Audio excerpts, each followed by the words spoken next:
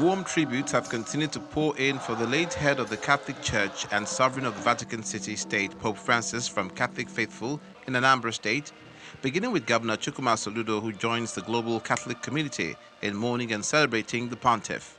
In his tribute, Governor Soludo describes Pope Francis as a shepherd whose legacy transcended borders. His teachings on love, mercy, and solidarity touched base with the people of Anambra, inspiring the government to build a society rooted in dignity and hope.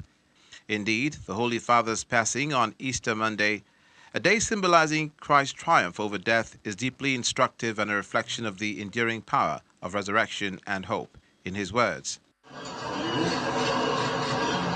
perhaps it's even more personal for the immediate past governor of Anambra State, Willie Obiano, who shares his close encounter with the Pope during his investiture as Knight Commander of the Pontifical Order of St. Gregory the Great in Rome, noting his simple, humble, and free demeanor.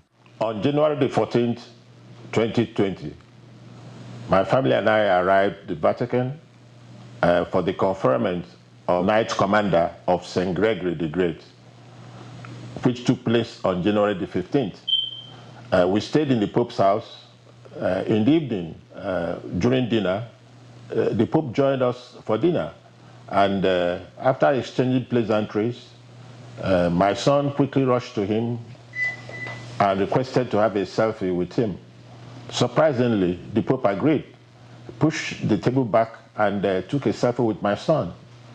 The next day, after the investiture as Knight Commander, the Pope gave us gifts of rosary, and I brought a gift of my own, a zuchetto for the Pope. When I gave the Pope the gift, he looked at it and checked inside, then removed the one he was wearing, put the one I gave him, and gave me the one he was wearing.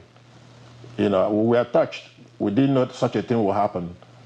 We treasured immensely this gift, and ever since it has adorned a pride of place in our family altar.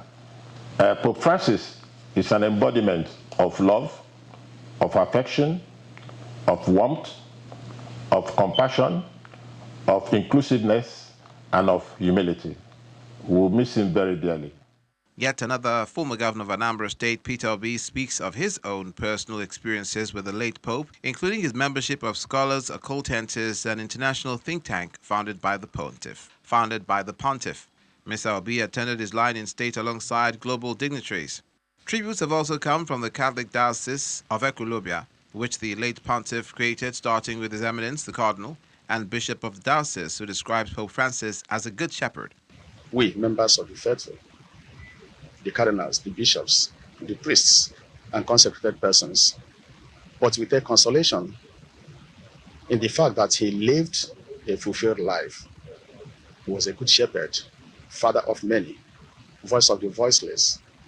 His life of simplicity, joy, consolation, peace, justice, especially his humility, all these console us, give us joy that he lived fulfilled life.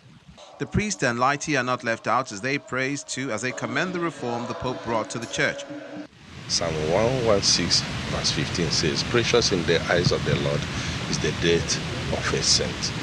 And having said that, we mourn his demise because we love him, but we have hope, which he taught us as a good shepherd. In this year of Jubilee year, pilgrims of hope, we hope he will reach God's kingdom.